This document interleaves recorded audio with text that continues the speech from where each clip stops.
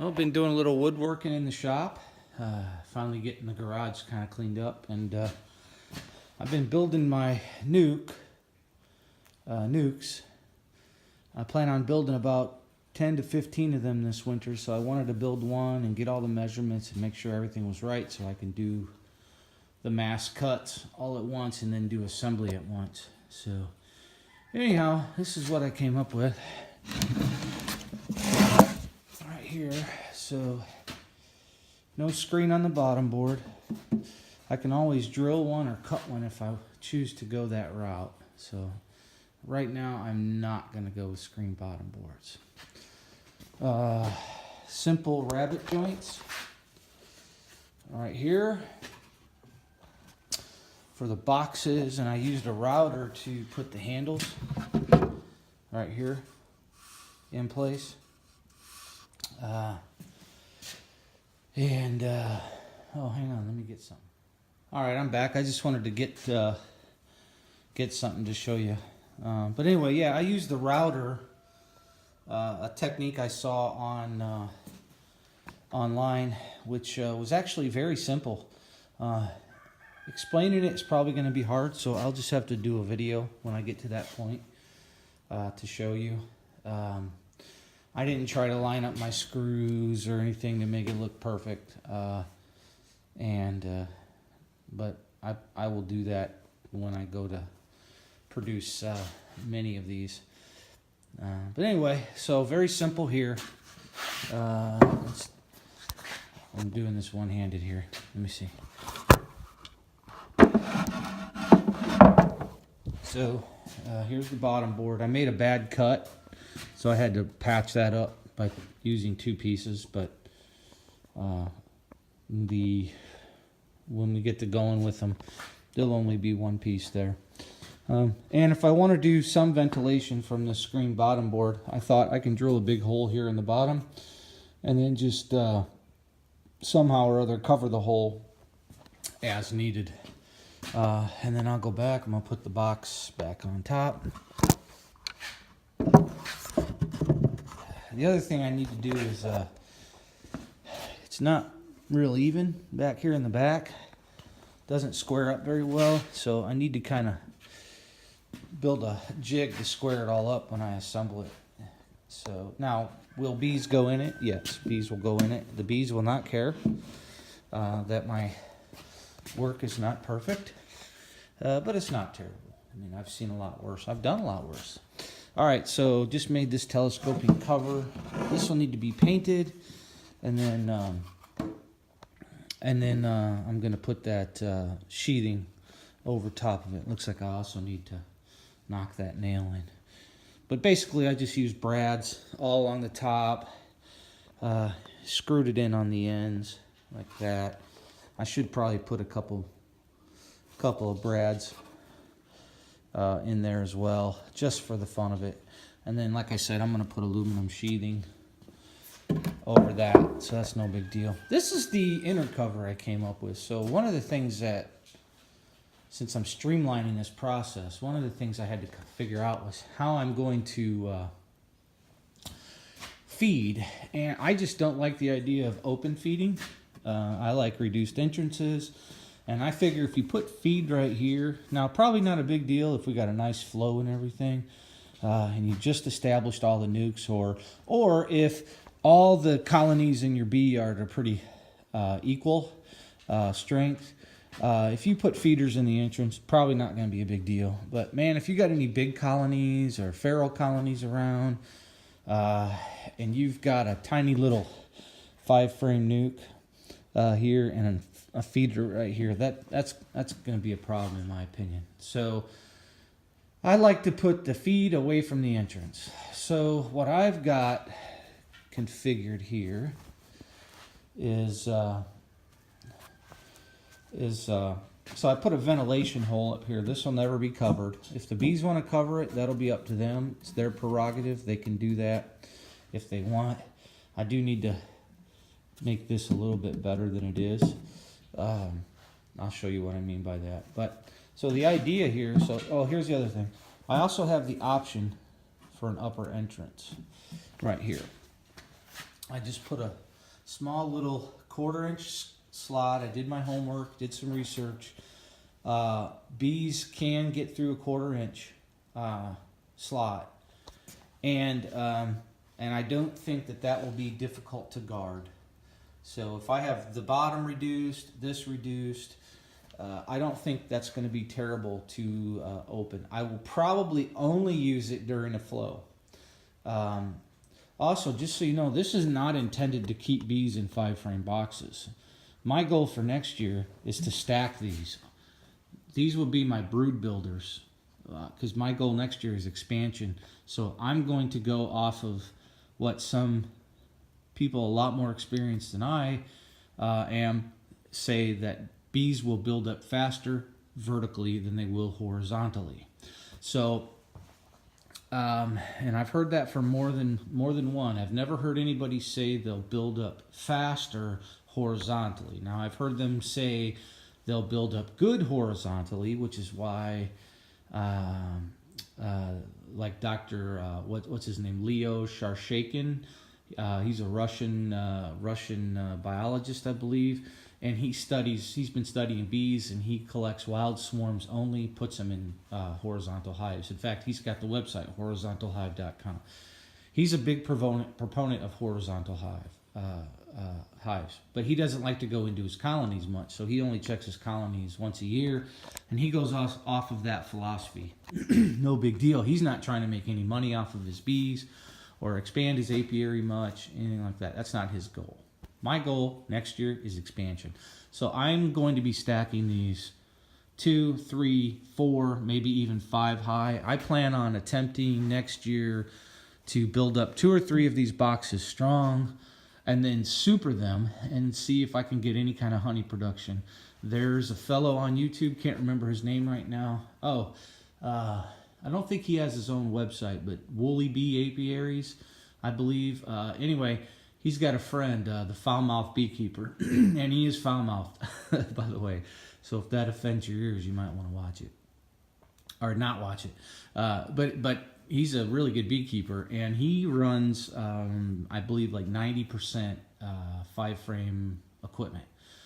Deep equipment, and he goes vertical, and he says that he gets more honey off of those colonies than he does his standard 10-frame equipment colonies. So I don't disbelieve the guy. I'm going to try it. But anyway, so this to me is going to be easy, because when I have these stacked 2, 3 high, when they're ready to split, is I plan on splitting and splitting and splitting until July and requeening, and then my goal is to build up a bunch of colonies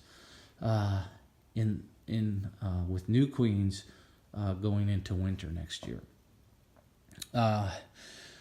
So anyway, that's what I'm doing. The hole here is 2 3/4. So the feeder that I'll be using will be something like this, which actually fits very tight in there. This is a 1/2 inch plywood. I'd recommend that a Vantech, but I can't find it anywhere right now where I'm at. Lowe's isn't carrying it for some reason or other, although they have it on their website. So anyway, this fits really tight. There's no bees going through here. And so when I'm not feeding, which will be once these boxes get built up and get some good foraging going on and there's a flow, I'll stop feeding, but I can take one of these lids like this and just cap it with that on the inside, right? So that'll be on the inside. And also when I'm feeding, what I'll do is I'll put this in place, and then I'll stack another box right on top of this, and then I'll put my telescoping cover on top of that. So in this particular position, if I have the entrance open up top, my thinking is right now that I will not be feeding. So I would have this off, right? And then I'd have my telescoping cover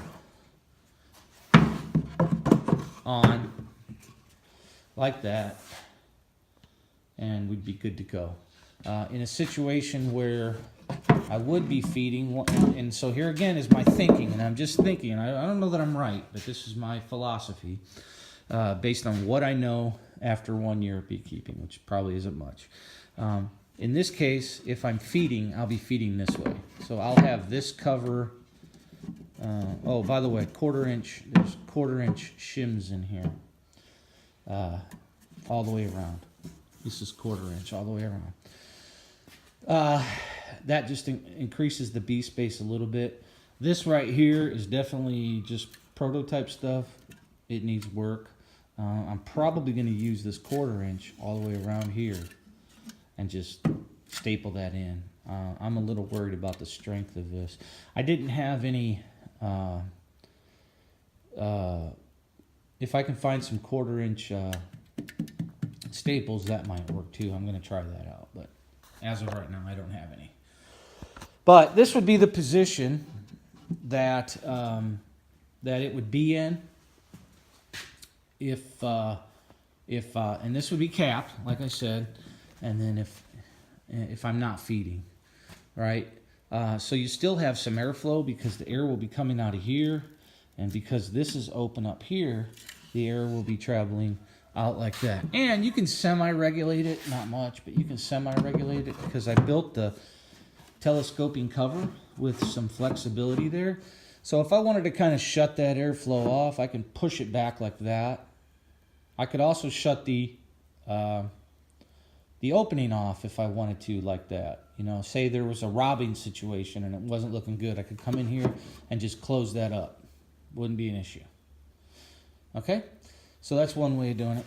So if I pull this forward, then I can regulate the airflow a little bit more. It's probably not a huge ordeal, but it is what it is. So anyway, that is, I think, the gist of it. I just got a little bit to wrap up, and then I've got to build my spec sheet for it, and then I can go and produce probably about 15 of these. Now, when I say 15 of these, I'm talking about basically 15 bottom boards. Each colony will have at least 3 boxes. I'm thinking 5. So 15 colonies times 5, do the math. What are we at, 75? So I'm probably going to need about 75 of these boxes, and then I'm probably going to need to build another warehouse. That's a joke, but I'd really like one. So anyway, that's kind of where I'm at right now. I like the design. I think it's going to be functional. Now, in the wintertime, my goal is, as I go into fall, is to even out all my colonies. I'm guessing that I'm going to go into fall and into winter in these with 2 or 3 stacked high. So a capping, the top box will definitely have honey. Hopefully the middle box will be mostly honey or half honey. And then we'll have our brood chamber down in the bottom. If the bees want to do anything down there, they certainly can. Throughout the winter, but most likely they'll kind of migrate up the box as it gets colder. And I would think that a colony like this size in 3 frames would probably do fine with 8 to 10 frames of honey in it. So that's the goal. I don't think I will harvest anything that has more than, say, I'm sorry, I don't think I will run anything into winter that has more than, say, 3 boxes. The other thing I want to do is so as I even things out going into the winter, I'm going to have these boxes sitting next to each other. So I'll probably do 3 or 4 colonies butted right up against each other. So instead of just doing the double nuke setup, where you have 2 colonies in the same bottom box with a divider board, I just figure with this, it gives me more mobility than what, like, say, Michael Palmer's got. Also, I like the idea because in the middle, if you ever watch some of his videos, in the middle of summer, you see that his bees are boiling out. And they look like they want to swarm. And they take a lot of work that way because you got 2 colonies in one box. And to me, I like the idea where in the middle of summer, I can separate the colonies in these individual boxes and still use them as brood builders. But in the spring, I can have them butted right up against each other. I can switch it around and put an entrance facing that way and this entrance facing this way, so there's no confusion. I just like the mobility of this, the flexibility of it. I just think to me, it's going to work a little bit better for what I'm doing. So, if you have any questions, thoughts, concerns, if you think I made a mistake, And oh, somebody might ask, why did I put a feeder system up here? I don't want a feeder on top of a migratory lid because the sugar water goes bad up top if you have it sitting out too long. And I just don't like the idea of that. Also, we have a lot of raccoons here. I live in the middle of the wilderness. So here, I'll give you a peek as to where I live. This is where I live, right?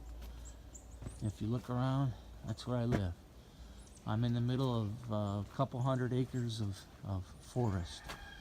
So, and this is my place all the way around. So, all right.